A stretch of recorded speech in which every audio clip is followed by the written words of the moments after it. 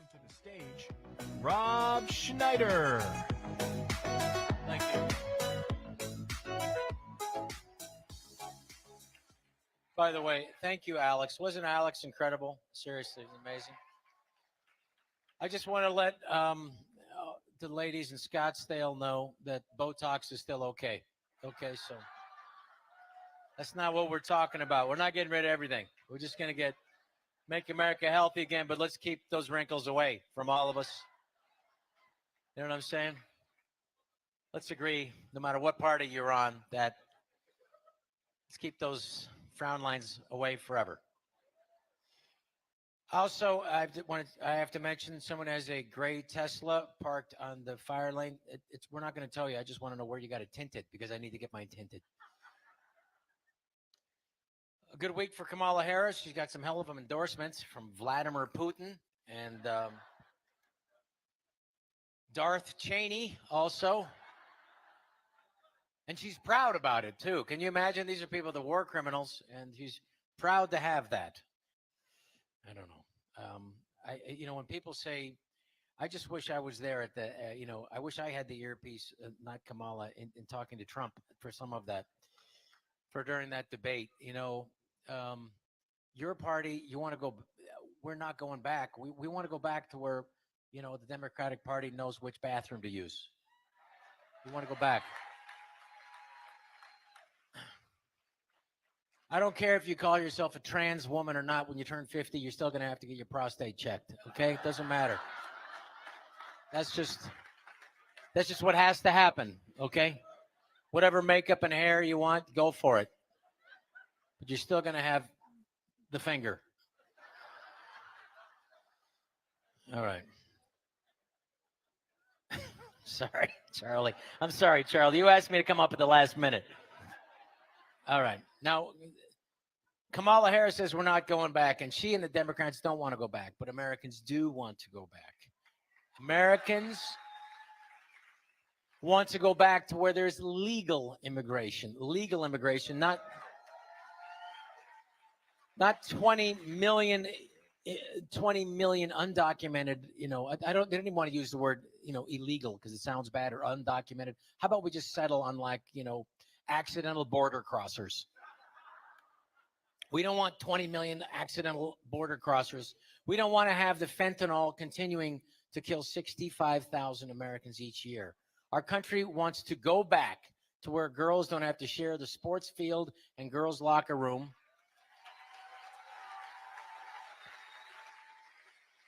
With narcissistic, failed male athletes, because that's what they are. In the state of Washington, they said we're gonna, because the state of Washington, they're trying to do a good job. They're really, they don't realize they're just being used by the Democratic Party, but they're trying to do a good job. And they set up, there was for men that we have for girls that we're gonna have boys. We're gonna have a category for trans people, and no one showed up for trans people because they don't want to beat. They don't want to compete against other trans. They just want to beat women. So that we got to protect our girls more than that.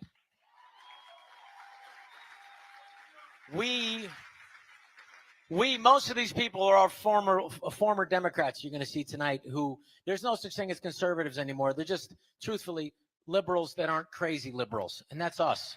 Okay, we're not going to go along with the craziness anymore, and that's a fact. Okay, so we don't want to go back to where 14-year-olds, I mean, can you imagine 14-year-olds? They're not allowed to drive. 14-year-old girls are not allowed to vote. They're not allowed to get tattoos, but suddenly they're allowed to make decisions that could permanently alter their bodies and mutilate themselves. I mean, you can't rent a car. You can't rent a car in America until you're 25. What does Avis and Hertz and Enterprise know that the medical establishment in California and the Democrats are so stupid about? So enough with the gender madness. We want to go back to before that. We want to go back to a government that doesn't violate America's First Amendment rights of free speech, where they silence the people who were right, where they silence the doctors, where they silence this great man, Robert Kennedy, who's going to be here tonight. And hopefully when Trump wins, and he will win, I don't care. They're going to have, yeah. They're going to have to show up with so many ballots at 3 o'clock in the morning to win this time. Okay, I'm sorry. So they did work with the tech companies to censor and silence Americans. Where we do want to go back, Kamala. We want to go back to where federal workers and soldiers are not fired for refusing to take an experimental gene therapy. Yes. Yes, Americans want to go back to not having forever wars and giving hundreds of billions of dollars, U.S. dollars, to Ukraine, pushing the world closer to World War III with Russia. We want to go back to where we don't have American missiles that are okay to launch deep into Russia. We do not want that. We want to go back to free speech being our constitutional right, not what Kamala Harris describes as a privilege. Yes, Americans want to go back to inflation not being 26%, where they can afford groceries and to get gas the same day, where they can hopefully our children can be able to afford a home one day, where our leaders don't call us deplorables or systemically racist because of the color of our skin.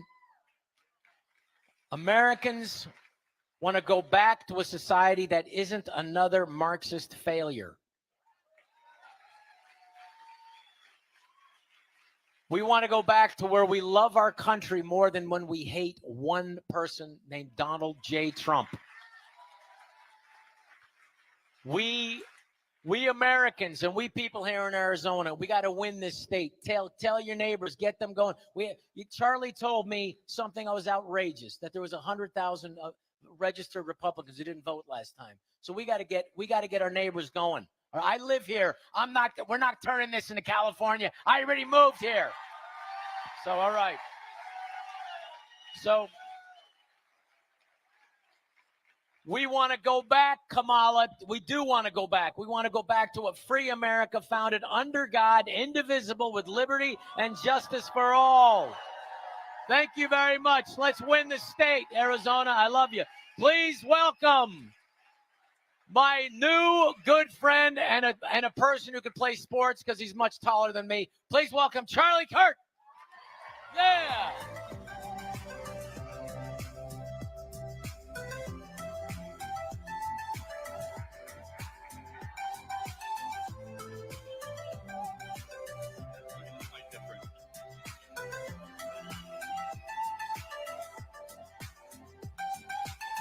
Give it up for Rob Schneider one more time. Wasn't that great?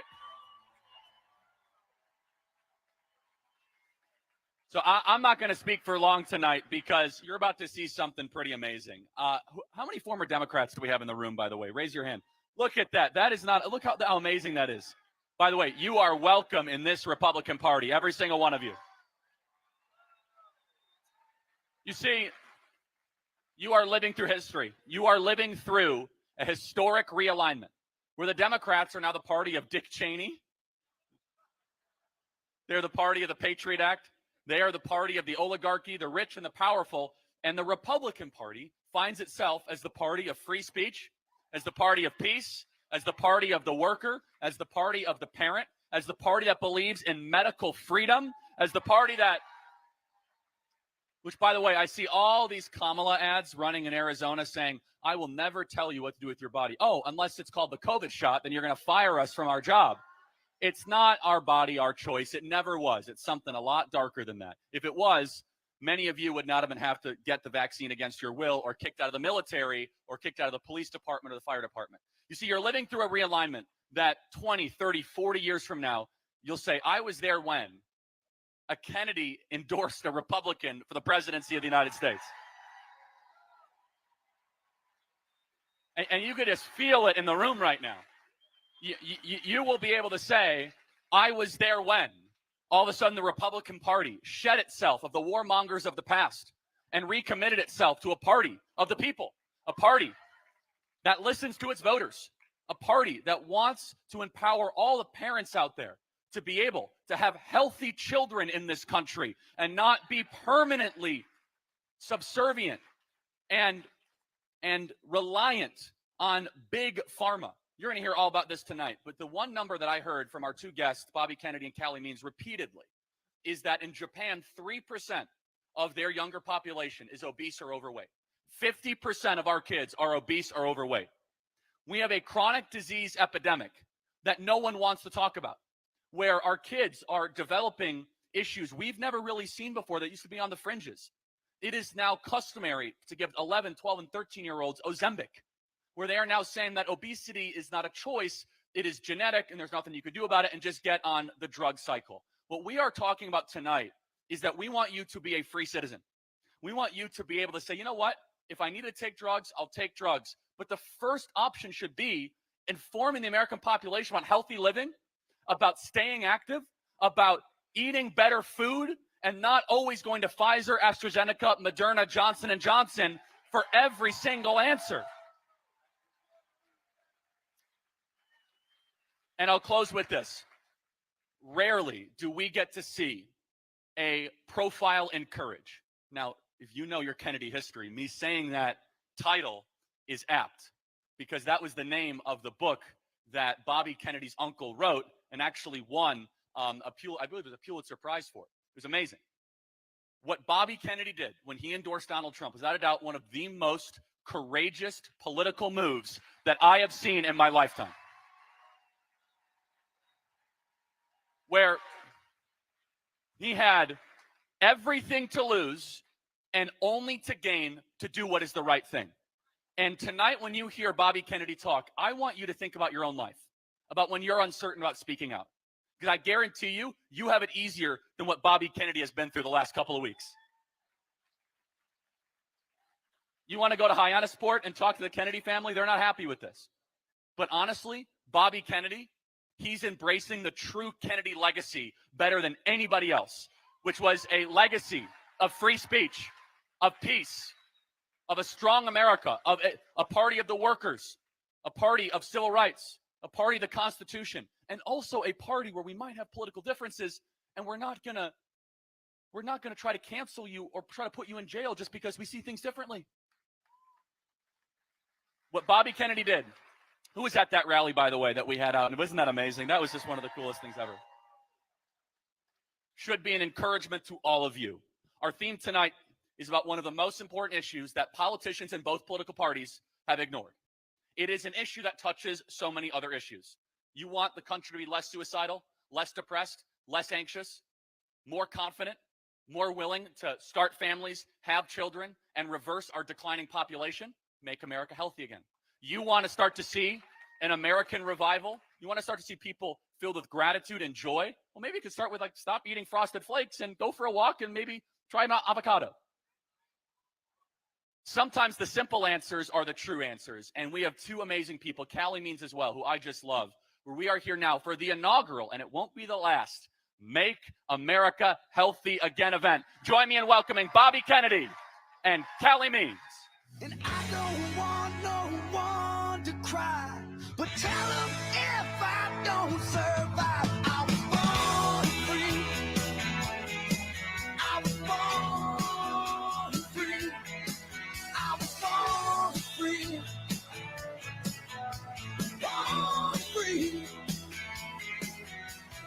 Free like a river raging strong is the wind I'm facing, chasing dreams and facing violence. I think they like you, Bobby.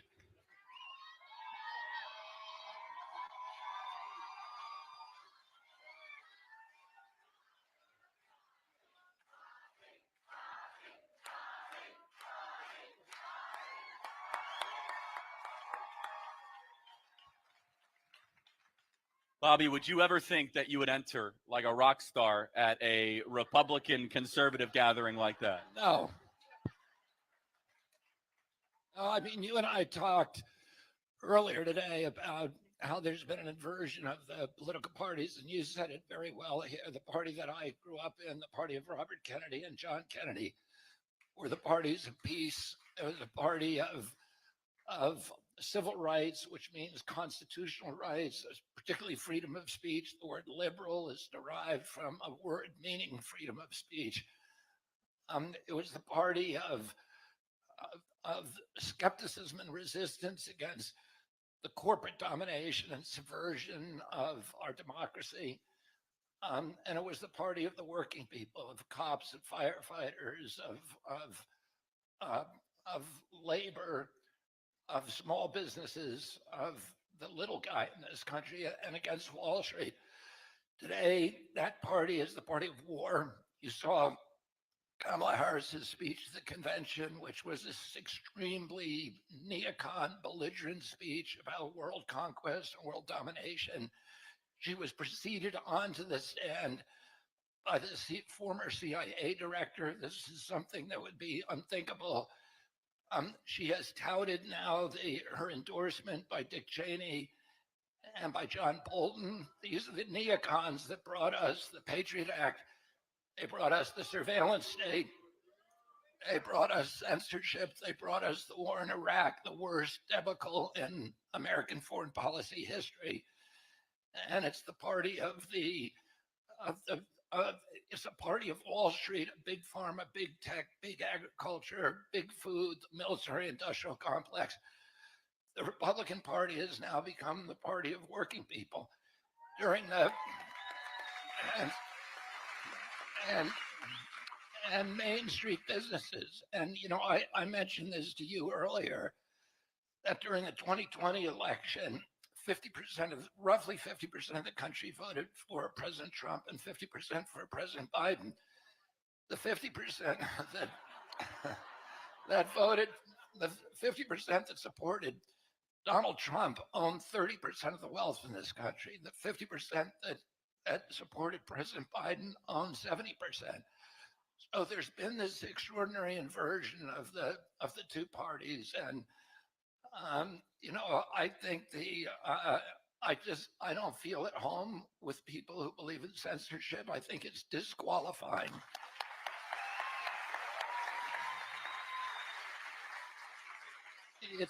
It's antithetical and inconsistent with democracy. And we had Hillary Clinton yesterday making this extraordinary statement that endorsing this censorship of speech in our country. We have Kamala Harris saying that free speech is a privilege, it's not a right. And Tim Walz saying the same thing. And I think that is disqualifying for anybody who wants to be president of the United States to believe in censorship.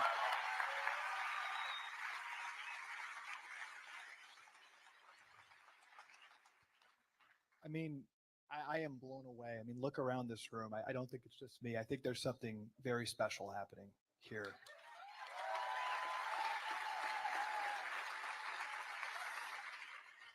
When Donald Trump, a couple miles away, stood at that podium and Robert F. Kennedy Jr. walked out and Donald Trump said, "Make America healthy again," I think it was one of the most important political moments in our lifetime.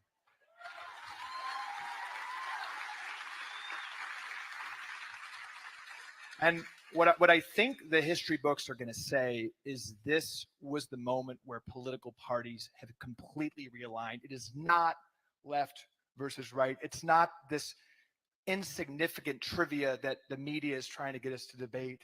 It is us versus a uniparty. It is us versus corruption. And there is no bigger institution in this country and no more corrupt institution in this country than our healthcare industry. The fastest growing industry in the United States, you think it's AI or technology, it's healthcare. It's also the largest, producing sicker, more depressed, fatter, more infertile Americans for each dollar we spend.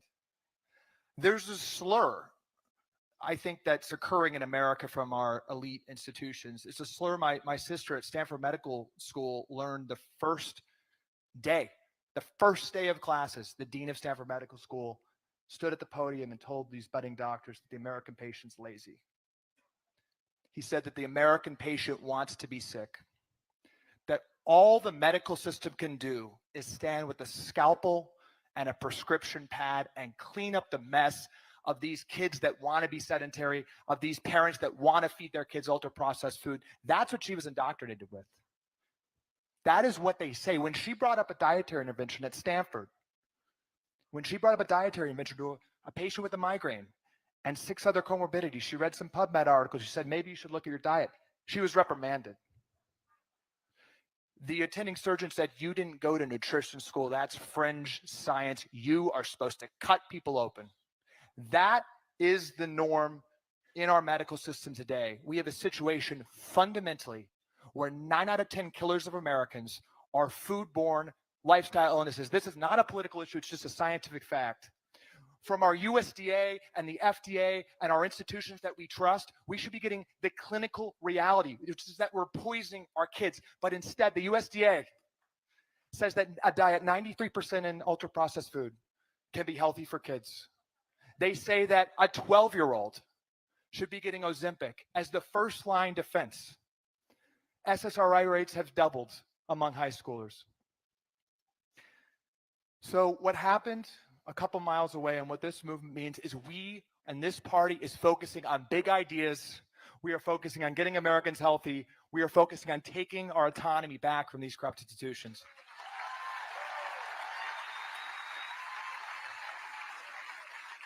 So, Bobby, you have been a lifelong fighter for children.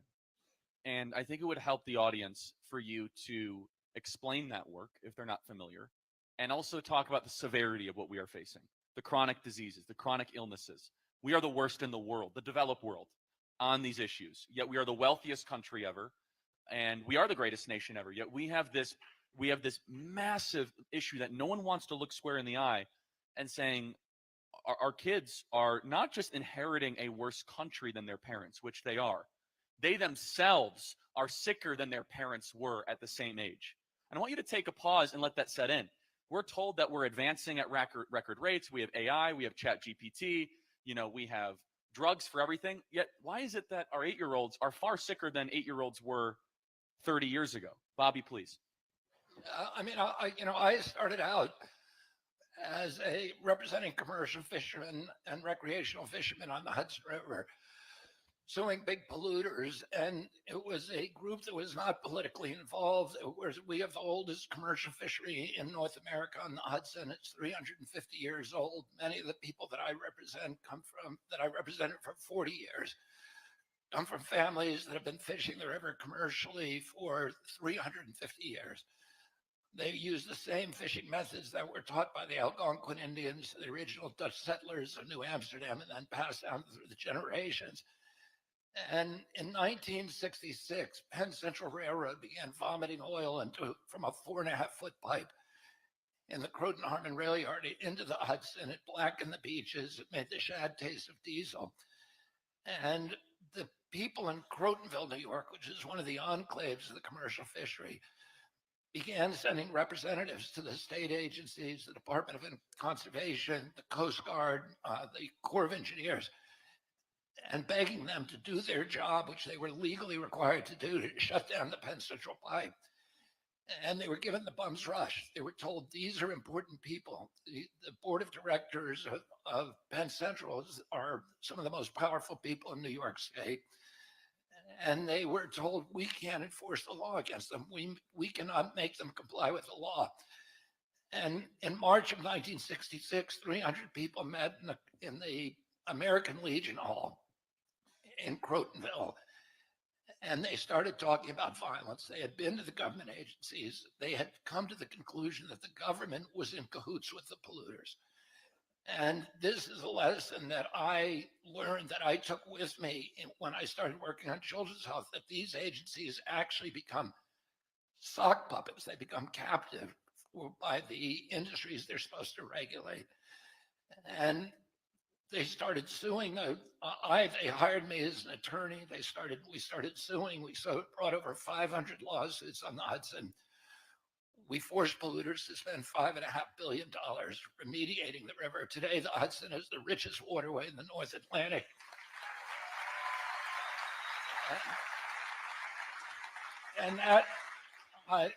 The miraculous resurrection of the Hudson inspired the creation of river keepers all around our country. All the major rivers now have river keepers.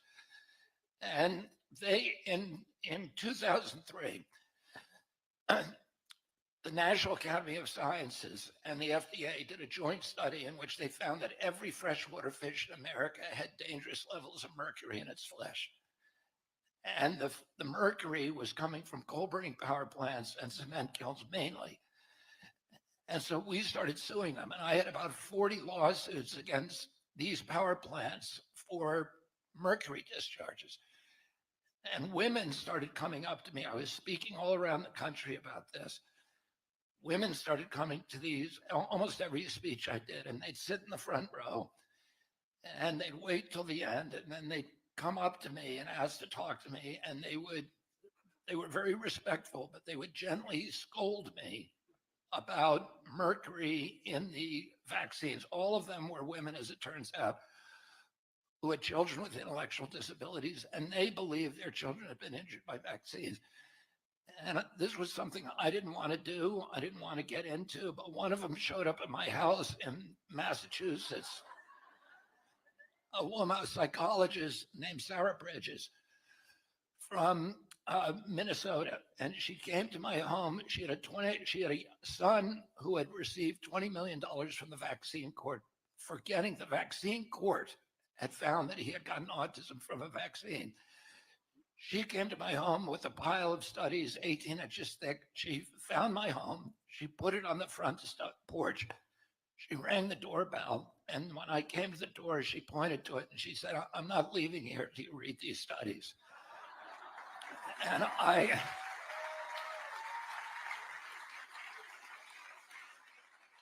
I'm accustomed to reading science. That's what I do for a living. If you want to live, all the lawsuits that I brought have involved scientific controversies, and all of them involve a process of reading the science critically and then cross-examining proponents of that science, direct examining people who are differing with it. And I read this before I got 6 inches down on this pile. I was reading the abstracts. I was just dumbstruck by the giant delta between what the public agencies were saying about vaccine safety and what the actual science was saying. And I saw that somebody was lying. And I decided I had to listen to these mothers. And I started investigating this issue and finding all kinds of holes in it. And this was the decision that really ruined my life in many ways. But I saw that that our children were sick. Now, I had 11 siblings. I had 70 first cousins. And I never knew anybody with a peanut allergy. And I was asking, why do 5 of my 7 kids have life-threatening allergies?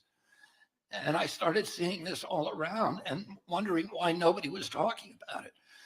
The autism rates in my generation and 70-year-old men are between, depending on what study you read, are between 1 in 10,000 and 1 in 1,500 today, right now, in 70-year-old men. The autism rates in my children are 1 in every 34, according to CDC, and in some states like California, 1 in 22. And I was astonished that nobody else was taking notice of this, that there'd been a huge change. You mentioned in your introduction that there's this story that this is genetic. Well, I knew enough about science to know that genes do not cause epidemics. They may provide a vulnerability, but you need an environmental toxin. Something had happened to our kids, and we saw these giant explosions of neurological diseases, ADD, ADHD, speech delay, language delay, tics, sleeping disorders, Tourette's syndrome, narcolepsy, ASD, autism, autoimmune diseases like juvenile diabetes and rheumatoid arthritis. When I was a kid, the average pediatrician would see 1 case of diabetes in his lifetime over a 40 or 50-year career. In my kids' generation, 1 out of every 3 kids who walks through a pediatrician door today has diabetes or is pre-diabetic. And we're spending more on our military expenditures. We're spending more on diabetes, mitochondrial disorders, than we are on the military. The total cost when my uncle was president, about 6% of Americans had chronic disease. Today, the latest study, NIH stopped doing this tabulation, but the last time they did it was in 2006, and 54% of Americans, kids now have chronic disease. It's probably up to 60 today, 60%. But we've gone from 6% to 60%. The entire cost of treating chronic disease when my uncle was president, I was 10 years old, was zero. There weren't even drugs to treat it. Today, it's $4.3 trillion. So we are bankrupting this country. 77% of American kids are too disabled to qualify for military service. It affects our economy. It affects our national security. It affects our national morale. And then the allergic disease, like I never knew anybody with peanut allergy when I was a kid. I never knew anybody with food allergies. Today, there are EpiPens in every classroom. We all know kids with peanut allergies. And I'll tell you something, that Congress said to EPA, tell us what year the autism epidemic began. And EPA came in. EPA is a captive agency, but it's captive by the oil companies and the coal companies and the chemical companies, not by food and not by pharma, because it doesn't regulate them. So it actually did an honest study, and it came back and said in 1989, it is a red line that was the change year. Well, that year changed a lot of other things. The food allergies suddenly appeared, the autoimmune diseases suddenly became prevalent, and these neurological diseases suddenly exploded, and obesity began exploding. So something happened during that period of time that changed the profile, and today, Americans have a higher chronic disease burden than any nation in the world.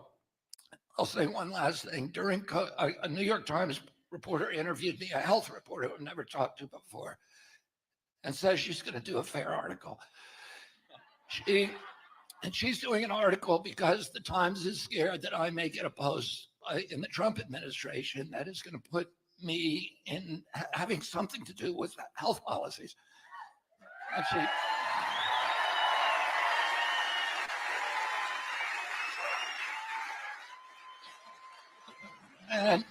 and she asked me about this, and I said, look, the only thing I want is I want evidence-based science, and we don't have that today. We don't have evidence-based medicine anymore.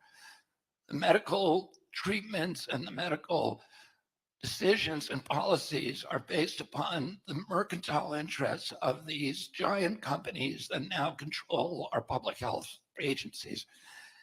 And that has to be changed. During COVID, we had the highest death rate of any nation in the world, the highest body count. We had 16% of the COVID deaths in the United States. We only have 4.2% of the global population. So, and why are people getting awards for this? We literally did worse than any country in the world. And CDC said, well, it's not our problem. It's not our fault. It's the fault of the American people because they're so sick. The CDC said the average American who died from COVID had 3.8 chronic diseases. So they had asthma, they had obesity, diabetes, and one other thing. And this New York Times reporter says people in the medical community are scared that you're going to turn the attention away from infectious disease. And I said to her, we haven't had a pandemic in 100 years prior to COVID. And in COVID, and 95% of the deaths, 70% of the deaths worldwide are from chronic disease. 95% of the deaths in our country are from chronic disease. COVID, the people were actually dying, according to CDC, not from COVID. Healthy people didn't die from COVID. They were dying from chronic disease. And we need to change America's policies so that we identify what the origins are, what the etiology is, what the causes are of chronic disease, and we eliminate those and make ourselves healthy again. So, Callie, I want to clarify something, because what the pharmaceutical companies will say, all that's true, Bobby, but we've changed the methodology of what we consider to be an autistic child. So, Callie, I know you address this, and I know you do, Bobby. I think it's very important Are we categorizing and using different tests of what is considered to be a 8-year-old positive autism today versus 30 years ago? Are we otherwise, in simple parlance, comparing apples to apples? The biggest crime of the medical industrial complex is that it has allowed many Americans to take leave of their common sense. Everything is going up all at once. Let's look around us. Robert said the statistics. 50% of kids are overweight or obese. This is not because of tracking. This is not because of new guidelines. This is happening. Any parents here have young children walking into a classroom? Is something happening in there? Is something happening with children's mental health? Is something happening with the metabolic dysfunction, with the statin prescriptions, with the metformin prescriptions, with the prediabetes rates, which is now 33% of young adults? So everything is going up all at once. We have never heard of a case of an autoimmune condition among a child a generation ago. So Casey, my sister, talked about this on Tucker, and she's dug into this.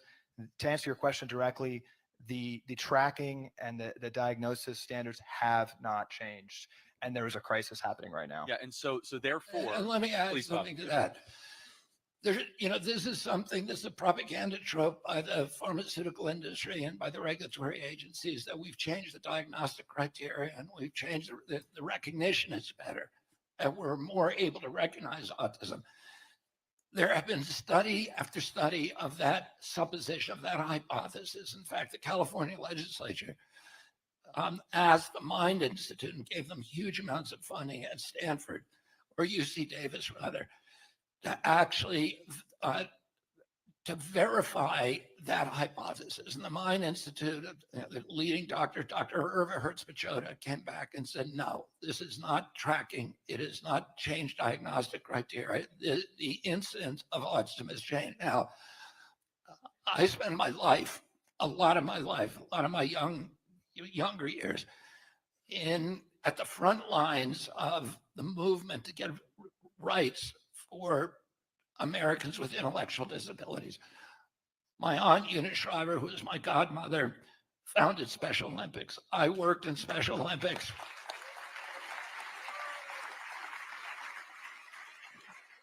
Prior to 1968, Special Olympics was called Camp Shriver, and it was at her home in Bethesda, Maryland. And I grew up there. I went every weekend and worked as a hugger and a coach. We never saw a kid with autism.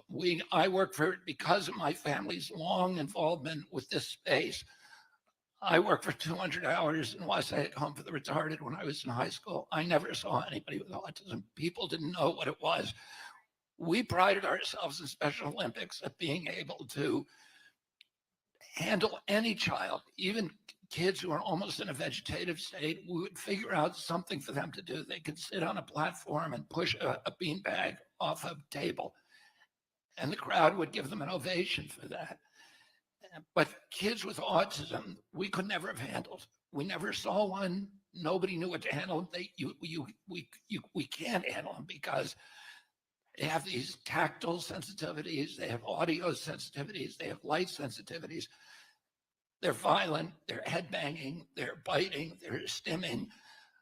They're doing things that we simply could not have handled it, and we never saw them. Most Americans had never heard of autism until 1988 when Rain Man came out. And at that point, it was kind of still Asperger's. It was your quirky uncle.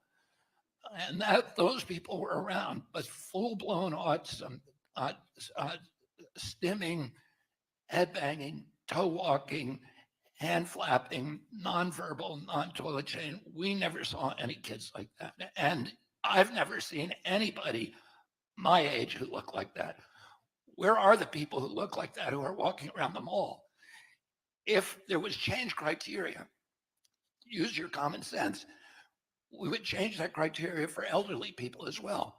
You'd see 70-year-olds who are diagnosed with autism. You don't.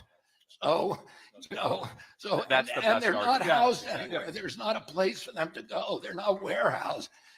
They would be out on the street. You would see them at the mall, and people wearing helmets, men my age wearing helmets, who are wearing diapers because they're not toiletry. You don't see them. You've never seen anybody that looks like that who is my age. And yet, in my kids' generation, is 1 in every 34 kids. Charlie, just last point here. I think what's happening to children's health is the best and most visual manifestation of this corruption that we're all trying to put our finger on. This corruption that, to me, has made Donald Trump the seminal political figure of our lifetime. To me, the thesis and the rationale of Donald Trump's candidacy is correct. And it is that there's something happening to the co-opting of our institutions that we trust, to the military industrial complex, to the healthcare industrial complex, to our education system that is totally letting down kids. And we have an explosion where this year, it is the highest rate in American history of childhood cancer, of childhood autism, of childhood autoimmune conditions, of childhood diabetes, of childhood heart disease, of childhood obesity. Everything's at an all-time high right now. We can see it, and we're being told that's not true. But we're the wealthiest we've ever been. Our GDP is the highest it's ever been. We have more billionaires. We have, quote unquote, more medical advancements. You can't turn on a YouTube video about them bragging about how ASU is a leader in all these healthcare things, right, guys? You know, amazing. You know, we're building new hospitals, all that. But so there's a disconnect here. Is it because we're really good at treating acute and not chronic illnesses? Acute issues make up 5% Explain of for the audience. U.S. healthcare budget. If you have a complicated childbirth, if your child has an infection that's going to kill them right away, if you have a burst appendix, the U.S. medical system is a miracle. Peter Attia, the first chart in his book, Outlive, if you take out infectious and acute issues, things that are going to kill you right away, life expectancy has not increased in the past 100 years. The chronic disease crisis, the chronic disease management, which is now 95% of medical spending, has been an utter failure. As we have prescribed more statins, heart disease has gone up. As we prescribed more SSRIs, depression and suicide has gone up. As we prescribe more metformin, diabetes is off the charts. And now they're pushing, as we know, Ozempic, this Denmark company, the 9th most valuable company in the world, with an expectation of 90% of their profits coming from the United States taxpayer. They are pushing Ozempic on kids. And what do the stock estimates say from JP Morgan when it estimates the growth of the stock? What do they estimate when you look into there? I looked into it. And JP Morgan expects obesity in America to increase as more Ozempic is prescribed. Interesting. There has never been a chronic disease treatment in American history that has lowered rates of the chronic conditions that it is meant to treat. The chronic disease is what's hobbling our country, and we don't want this. And I want to flip it real quick. And listening to what Robert's saying, listening to what we're talking about, it sounds somewhat dire. I am so optimistic.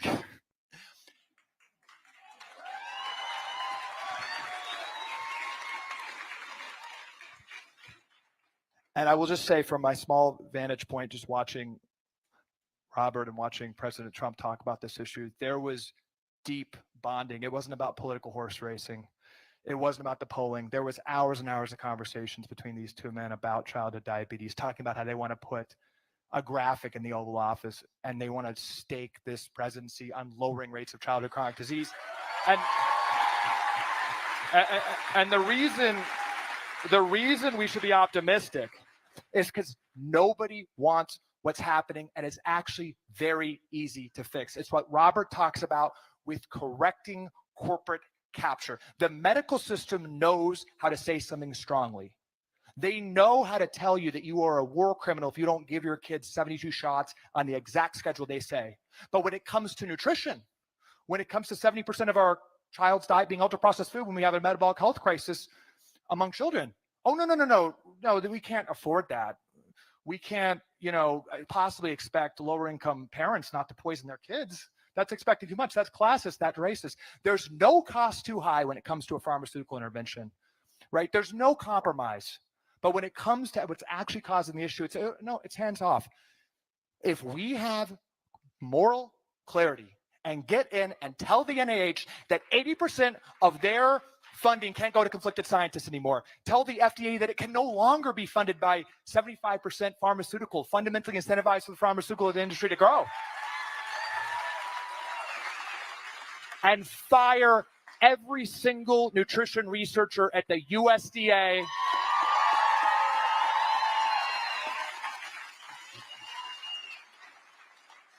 And start following the science and start taking over these agencies with people that are not conflicted and getting real medical guidance about what's happening. If we get the truth, Charlie, we're going to be okay. I love that. So, Bobby, I want to throw it to you here. Then I want to do some questions because it's a town hall and people want to ask you questions. But in order to do all those things that Kelly said, the obvious thing needs to happen. Donald Trump needs to win in November. This is not a – I want you to do two things, Bobby. I want you to tell about how you reached out to Kamala Harris and offered to have a meeting about this topic. You ran for the presidency as a Democrat, then an independent, and you said, hey, this shouldn't be a partisan issue, but talk about how Kamala Harris was uninterested in this topic. And number two, how Donald Trump plans to make this a top priority of his administration and why you are campaigning the country on his behalf. Yeah, and let me begin by just adding one footnote to the point I made earlier. There was a researcher, a writer named Dan Olmsted, and he was very curious about unvaccinated populations, and the Amish are one of those populations. So he went and he did a study of the Amish in Lancaster, Pennsylvania, Lancaster County, Pennsylvania, and there should have been, I think, about, if it was following the national trends, there should have been about 2,000 autism cases, and they were able to find 3, and all of them were children who had been adopted by the Amish after receiving their vaccines. Oh, of the Amish in general, they could not find any. And this is true in other places around the world. There's a link between that. And I do not believe that autism is just caused by vaccines. I think there's very strong evidence that it is one of the major causative factors. But all of these diseases are linked. They all operate along the same biological pathways, and they're caused by stress to our mitochondria. And we're stressing the mitochondria through many, many vectors. Through the air we breathe, mainly through the foods we eat, but also some of the medications that our kids taking are contributed to it. The chronology here's the chronology. The day that President Trump was shot in Butler, Pennsylvania, I received a call from Kelly a couple of hours after the shooting, and he asked me if I'd be willing to talk to the Trump team with whom he had been in contact. And Kelly had been advising me for a long time about these issues. And I said at first, no.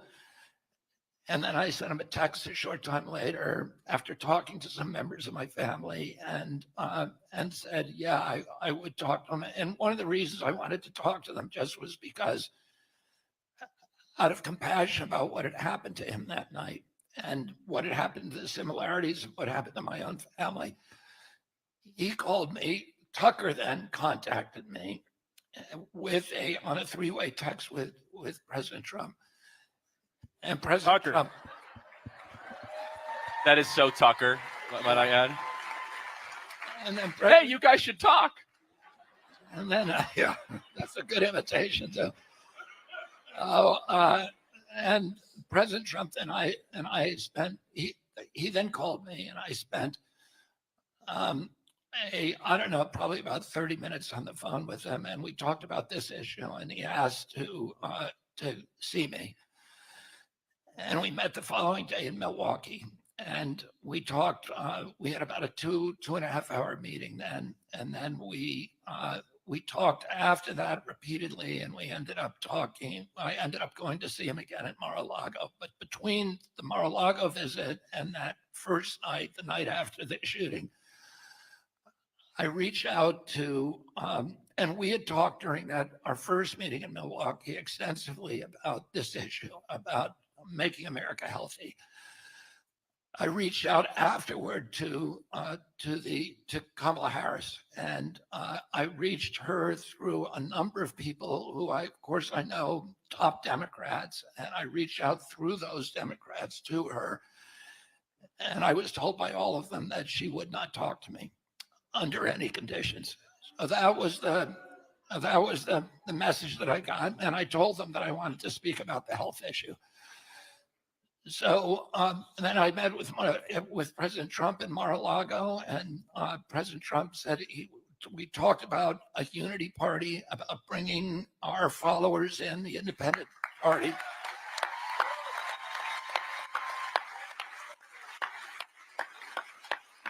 And he asked me to take a role in when he gets elected in the government in eliminating chronic disease as a major impact in American life. And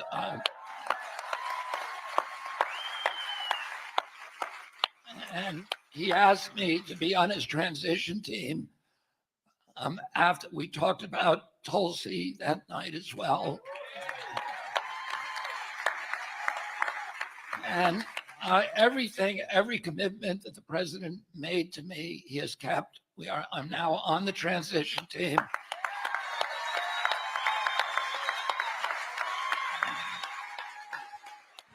We're actively picking the people who will govern the country in this aspect of government.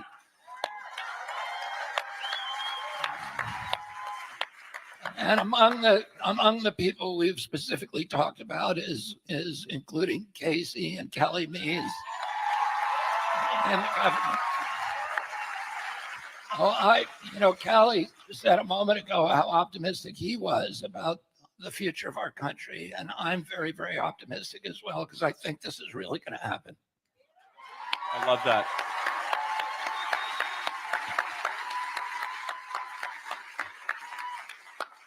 I want to get to some questions, but I just want to do a very quick follow-up. And so it is a dead sprint from now to November. You're campaigning actively for him in these key states. And I just want to reiterate something that Bobby said.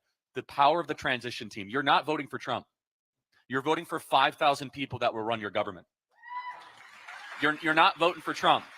And that's what you have to tell all your friends, everybody. Do you think that Donald Trump will assemble 5,000 better people, more in line with your worldview, maybe not perfect, or Kamala Harris? That's what's on the ticket. It is a team of 5,000 people. And that goes from everything from the Department of Defense to the border to all these issues. And they want to try to personalize this election in the media. They want to try to make you feel emotional about something Trump said or did not say. But we will win if we can rise above that and say, hey, you have Bobby Kennedy involved in a presidential transition team of who's going to be at the FDA, the CDC, the NIH. I mean, that's a game changer.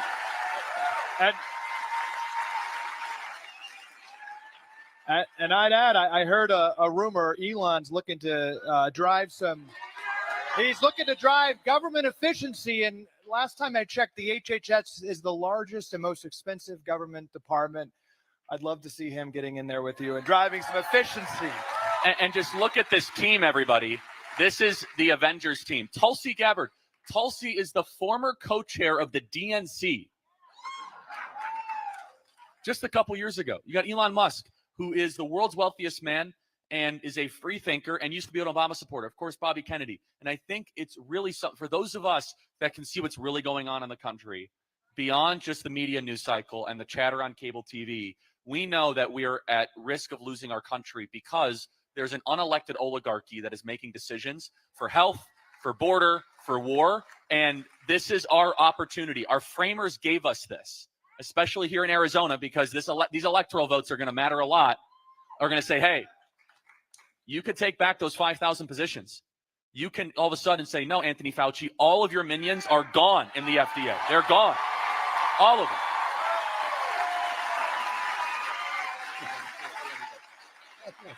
All right, let's do some questions, everybody. I want to be respectful of everyone's time. And I think we're going to start doing a line. Try to make it a question, not a statement with a question mark at the end.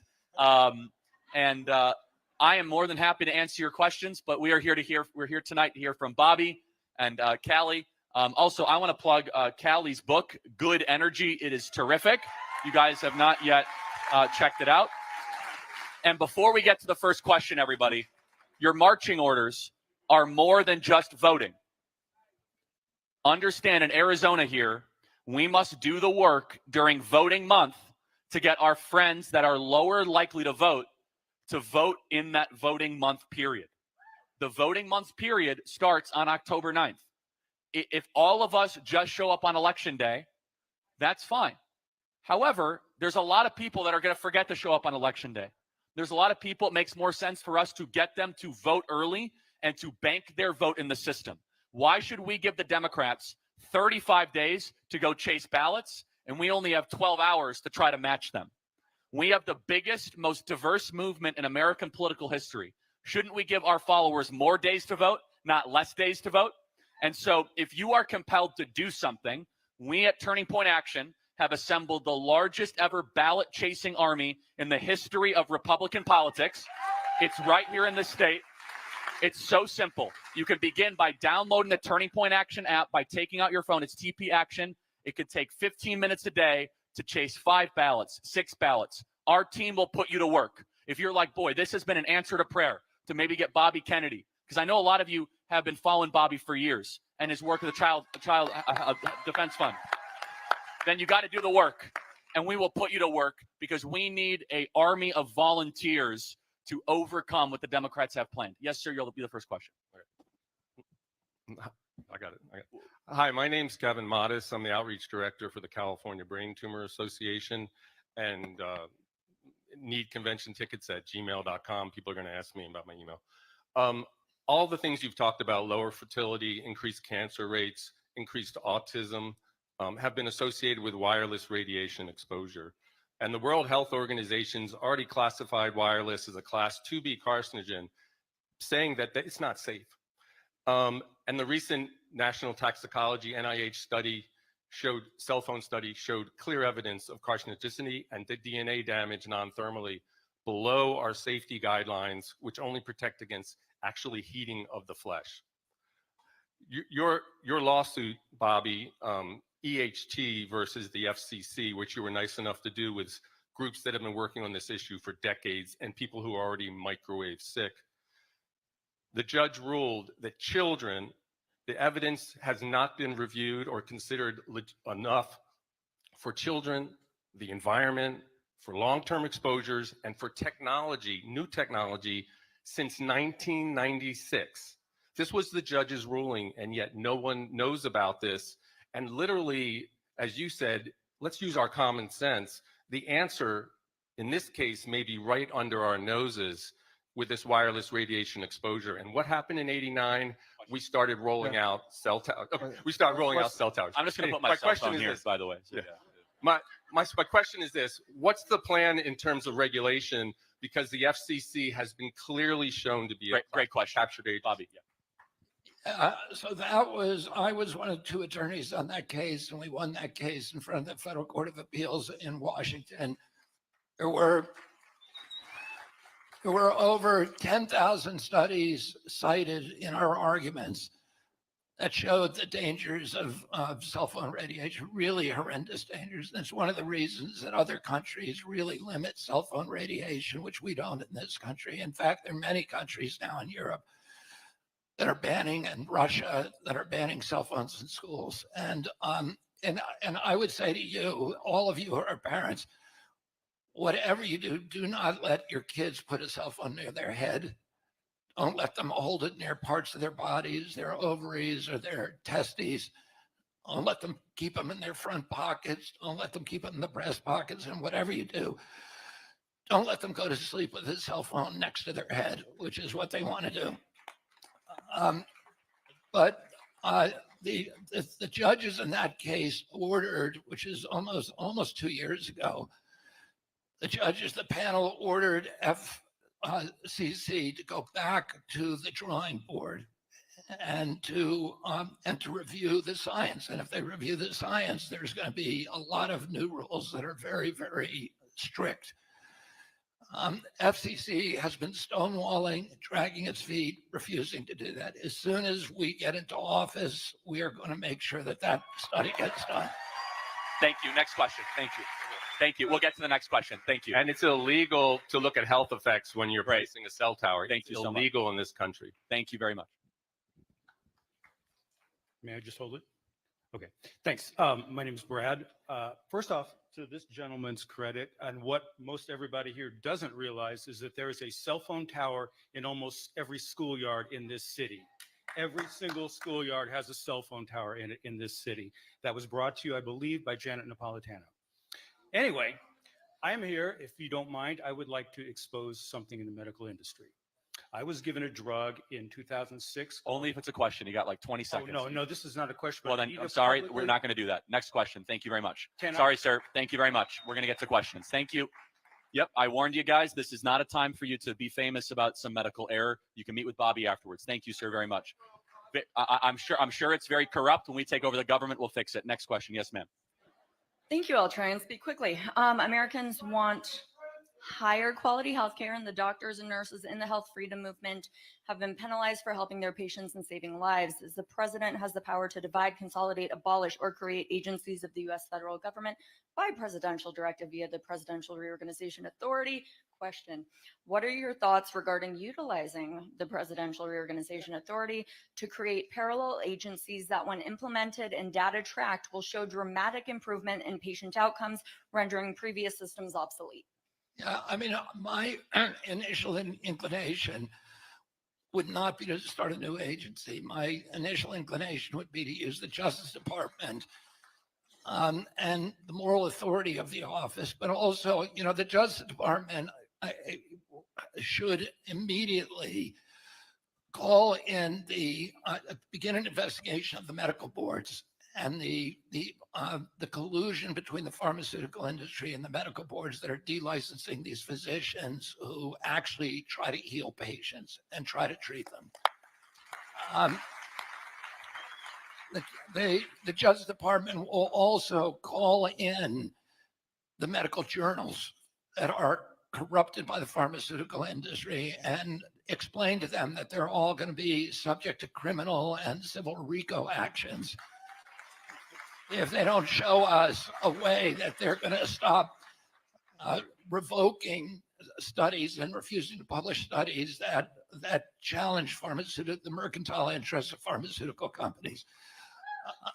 We're going to change the way business is done at NIH. We're going to start studying. We're going to take one of the problems with NIH, when I was a boy, was the finest public health agency and the greatest scientific research group in the history of mankind. There were many other nations in the world that were not able to afford the kind of science that we had, that actually have in their constitutions that if NIH says it's so, then it's so. If FDA says it's so, then it's so. Because our agencies, our health agencies, were the gold standard of the world, and they were actually doing their jobs, and they can do them again. We passed a law called the Bayh-Dole Act in 1980, and that law really it gave perverse incentives. One of the things the law did is it said that NIH scientists who work on the development of new drugs can individually collect royalties on those drugs forever. Those royalties today are about $150,000 per drug. So the Moderna vaccine was developed by NIH. 50% of its royalties, which are tens of billions of dollars, go to NIH. But there are 6 scientists at NIH who are designated by Anthony Fauci, high-level officials of that agency, who get to collect $150,000 a year forever. Their children, their children's children, as long as the mRNA platform is on the market, they will be making money. So you have scientists whose job it is to find problems with these products. And instead, they have this enormous economic incentive. These royalties are paying for their rent, they're paying for their mortgages, they're paying for their children's education, they're paying for their boats, they're paying for their alimonies. And And so they have a big incentive not to find problems in that product. And that is a perverse incentive. It puts agency capture on steroids. And as soon as we get a hold of NIH, we're going to reduce that $150,000 payment to $1.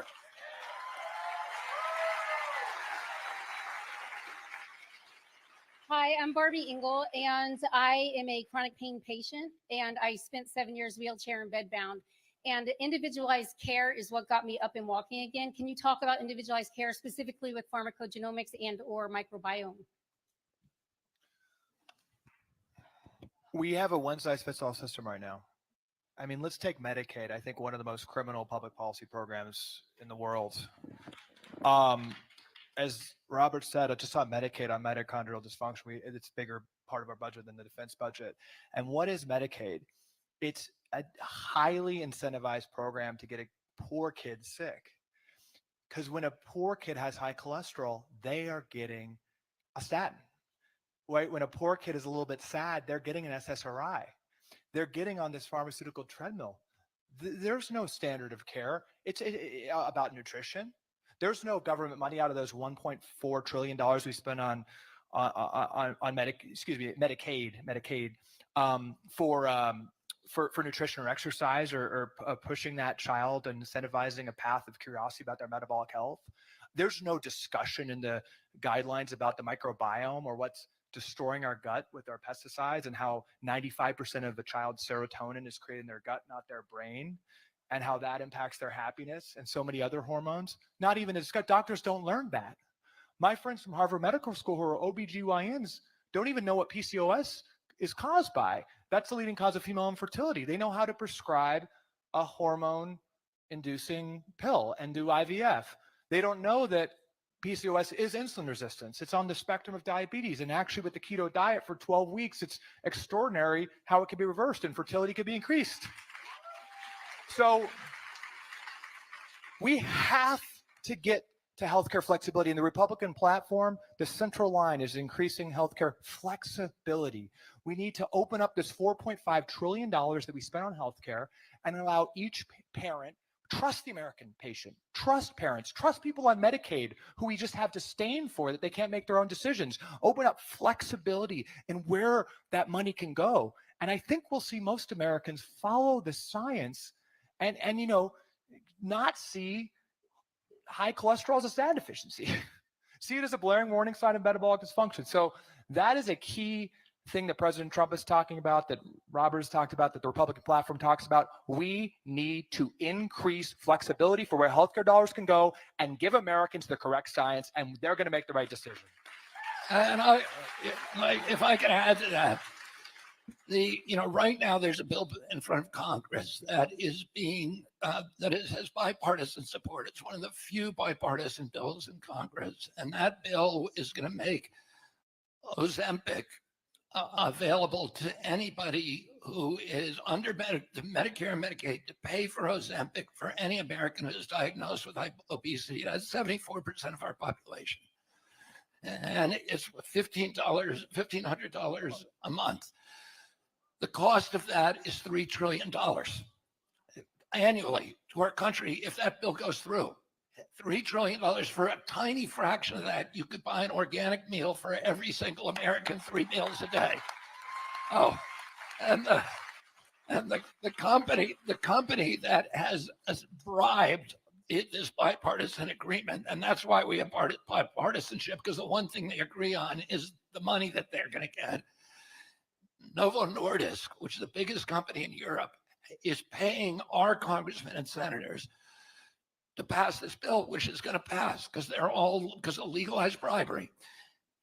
But in Denmark, and 90% of the value of that company is based upon its ability to sell Ozempic in this country, not in Denmark, not in Europe, here, because of our messed up system. And in Denmark, Ozempic is not recommended as the front line of defense for diabetes or for obesity. Changes in diet are, exercise are, individualized care. And so, this is all about corruption, ultimately. It's corruption. People are not treating illness. as Callie has said, the most profitable asset for the pharmaceutical industry, the food industry, Medicare, Medicaid, the insurance industry in this country today is a sick child. And there's a huge incentive to make our children sick by giving them a standard of care that is guaranteed to make them sicker.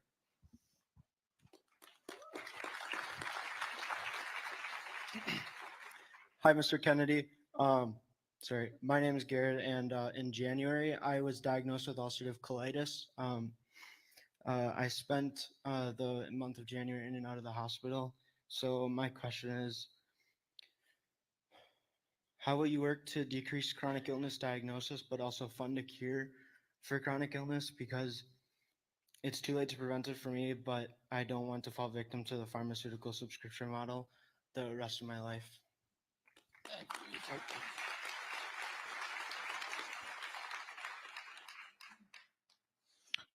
My sister, we talk about in the book, was looking over her third sinusitis surgery of the day, 11 years into training. People were so inflamed, she was cutting open their sinuses. And she realized that after hundreds of these surgeries, she didn't learn at Stanford Medical School, researching the NIH, president of her Stanford undergrad class, all the credentials you could have. She didn't understand what caused inflammation. You know, fundamentally in our medical system, you know, we see chronic conditions. We wait for people to get them and then we drug them in their lifetime annuity. And I don't know your individual case, but there is a path of thriving.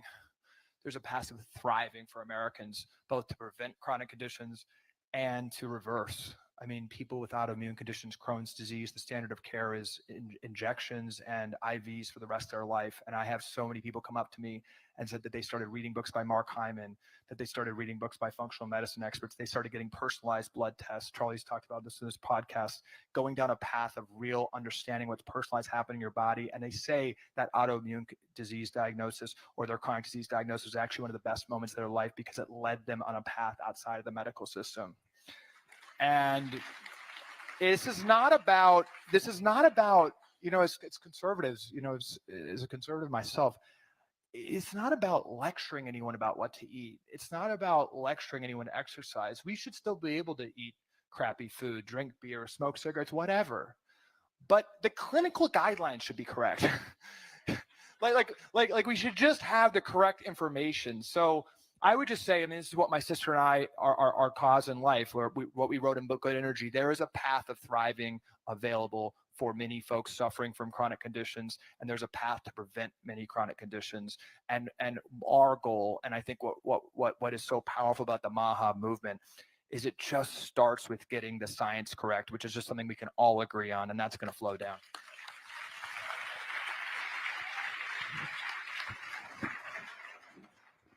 Hey, Bobby.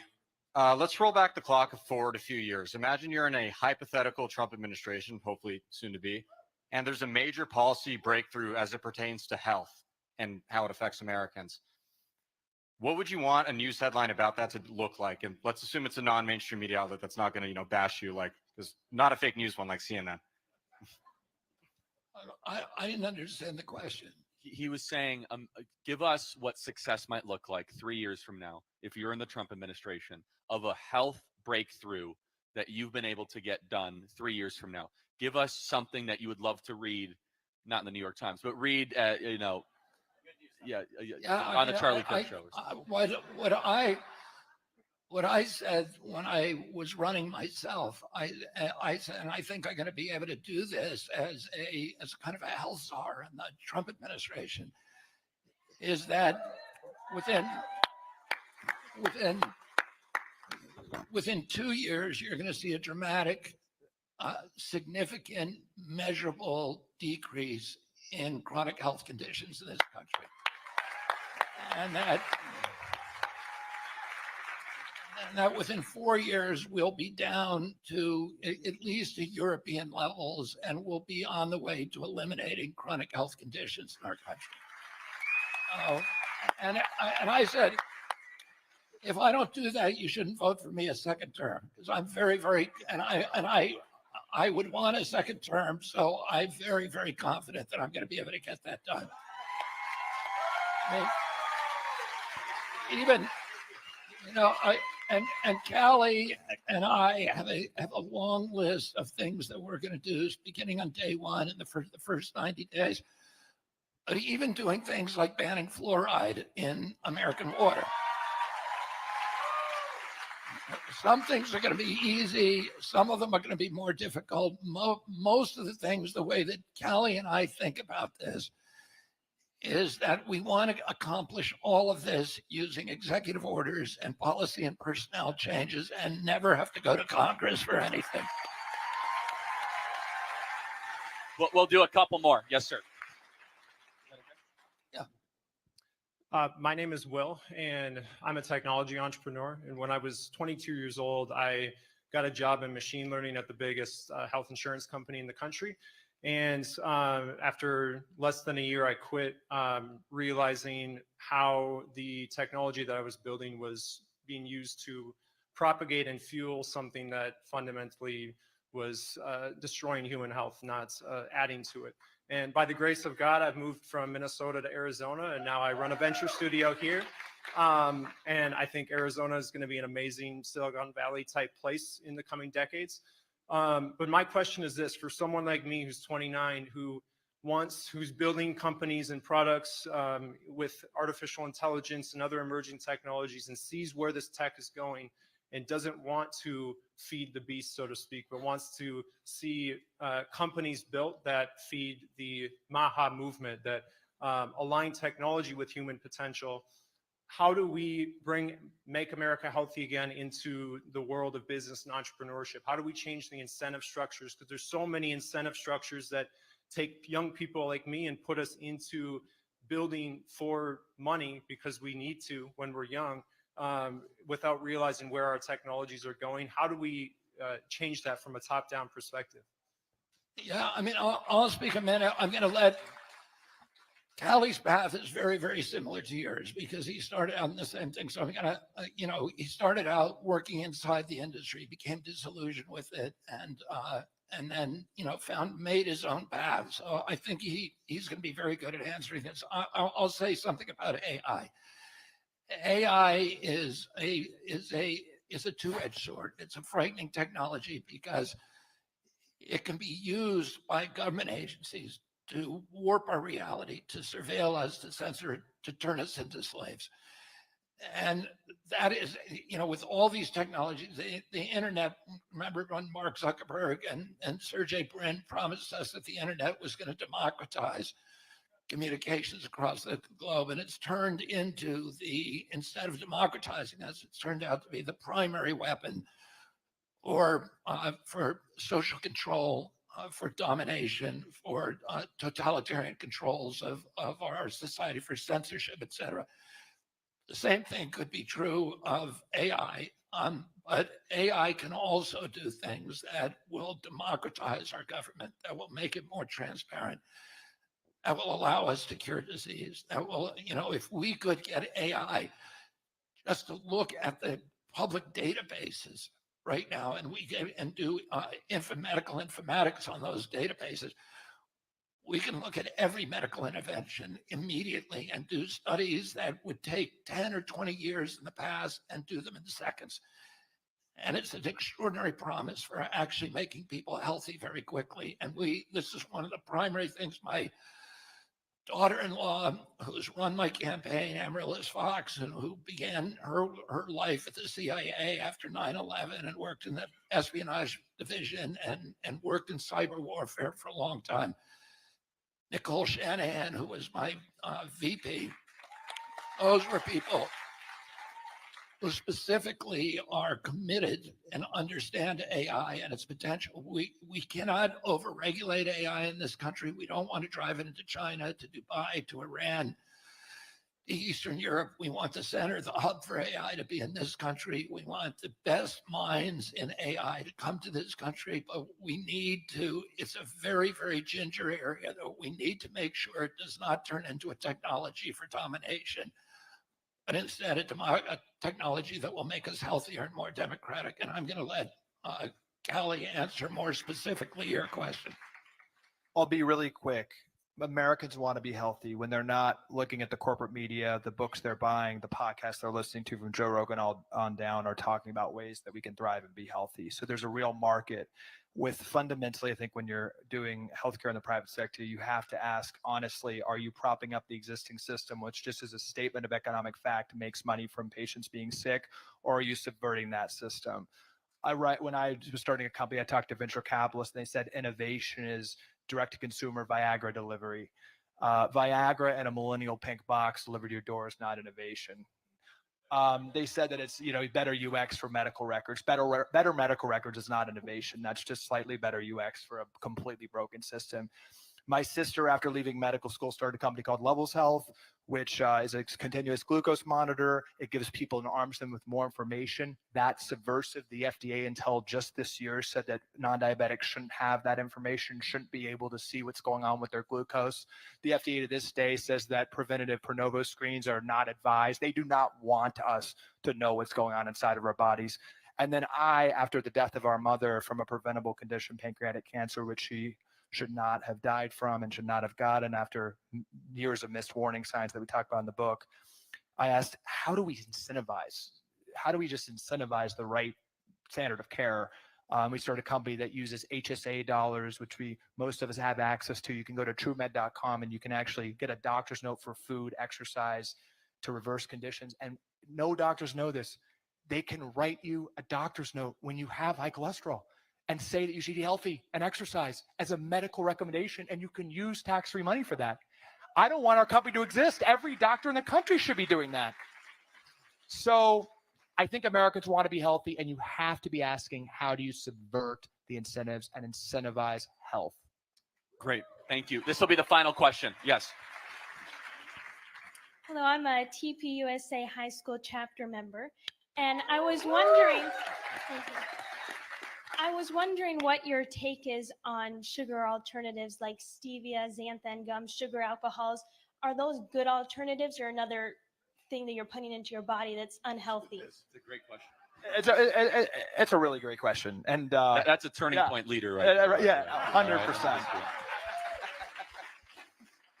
That's a great question.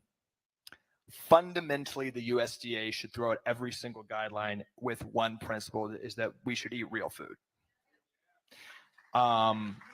And I think fundamentally 70% of your generation's diet right now is ultra processed food. And if we can get that to 20%, we'll be an absolutely transformed society. Human capital would flourish. We'd have to save trillions of dollars. So I don't even want to get into the nitty gritties. I think there's some problematic research on a lot of these artificial sweeteners. I think they're not the worst thing to worry about, but I think fundamentally way before that, I think a focus an administration should have is just getting back to real food, and really thinking about that. Bobby, closing thoughts here. Summarize the entire evening. Vote Trump. Yeah. I mean, if our ambition, I grew up in a very idealistic time in our country's history. And when I was a little boy, America owned half the wealth on the face of the earth. We were a moral authority around the world. When I traveled with my father abroad, we were greeted with sometimes crowds of millions of people who just loved our country all over the world. And we had the best education system. We were #1 education system. We had the best healthcare, but we also had the healthiest people in the world in our country. We had we invented the middle class in this country. We had a giant middle class, and it became the greatest economic engine in the history of mankind. And it was democratized. We were the exemplary nation when we had the American Revolution and passed the Bill of Rights in 1792. We were the only democracy in the world. And by 1860, there were 5 democracies, all based on our model. By the time my uncle was president, there were 130. By the end of the 1960s, there were 190. The whole world was looking to us. And now, there was a turning point in 1992 when we won the Cold War. And we thought this was a triumph for our country, and it turned out to be a catastrophe. and the arrogance that came around it, along with that unleashed our military around the world with dreams of global domination as the only world superpower. The domination of our country by corporate power that has commoditized our landscapes by the big polluters, our health by the big pharmaceutical industries, our children by the food industry, has turned all of the institutions of democracy predatory against the American public. We're seeing now this inversion in the two parties. And, you know, one of the things that Charlie said to me earlier on this evening was that Donald Trump chased all the rich people out of the Democratic Party. I mean, out of the Republican Party. And he's made this party the party of the American middle class, restoring the middle class, and the party of small businesses, of Main Street, of public health, of peace, of global leadership, and all of the things that are, you know, when Democrats hear the word MAGA, they say, oh, it's racism, it's the, you know, the opposite of progressive thought, it's intolerance. But I look at MAGA and I talk to MAGA people all over this country and MAHA people all over this country, and it's the opposite of that. They're the most idealistic, optimistic people. They love our country. And when we talk about making America great again, that's what I think about making it the country before we took that wrong turn after my uncle's assassination and after the 1960s. We started down that road and we've been on a downhill slope ever since then. And we now need to return it to the idealism of the 1960s. We can do that now. Here's the thing, we have terrible problems in this country. We have the worst agricultural system in the world, but all of our problems are accompanied by a potential that is greater than any other country in the world. We have the worst agricultural system, but we have the best regenerative farmers. We're doing things with soil restoration, with no-till agriculture, with dry land agriculture, with organic agriculture that no other country in the world is doing.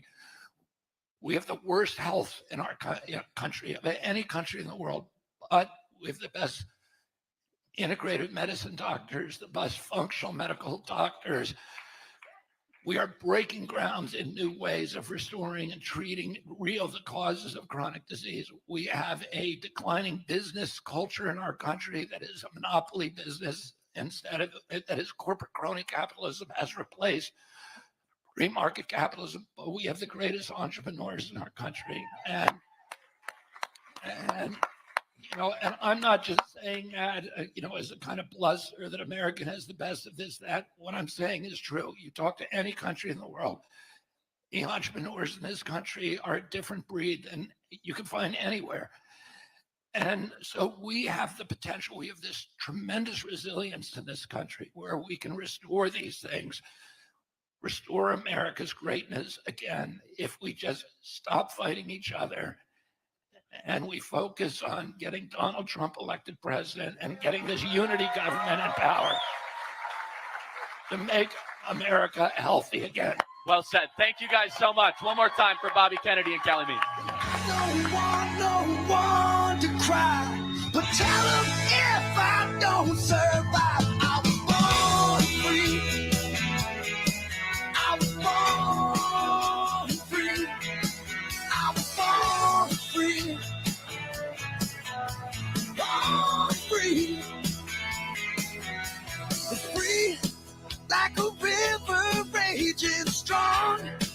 Is the wind I'm facing, chasing dreams and racing father time.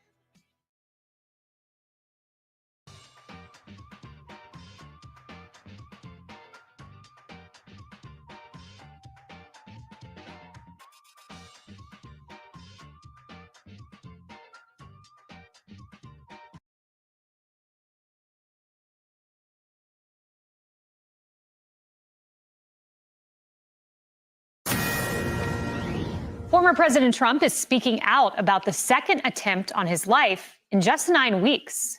During an interview on X, he recalled the moment when bullets started flying. So I was playing golf with some of my friends, it was on a Sunday